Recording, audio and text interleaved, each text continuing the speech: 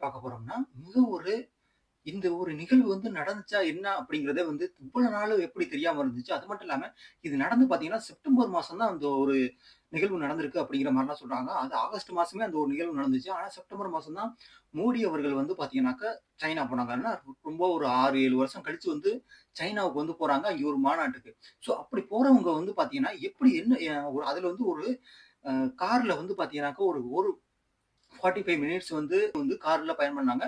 So அவங்க அந்த டயத்துல பேசப்பட்டது மிக முக்கியமா எல்லா நியூஸ்லயும் வ வ வந்துகிட்டு இருந்துச்சு. அவங்க என்னதான் உள்ளேக்க காருக்குள்ள பேசியிருப்பாங்க. அது மட்டும் இல்லாம என்னென்ன மாரி விவாதம் பண்ணியிருப்பாங்க. அத எல்லாமே பார்த்துட்டு இருந்தாங்க. ஆனா அந்த காருக்குள்ள என்ன நடந்துச்சு? ஸோ ஏன் அ அங்க ஒரு மாநாடு முடிஞ்ச உடனே மோடிக்காண்டி அவர் வெயிட் பண்ணி அதுக்கப்புறம் கார்ல போயிட்டு இருந்தாங்க. ஸோ அவங்க அந்த காருக்குள்ள என்ன பேசியிருப்பாங்க?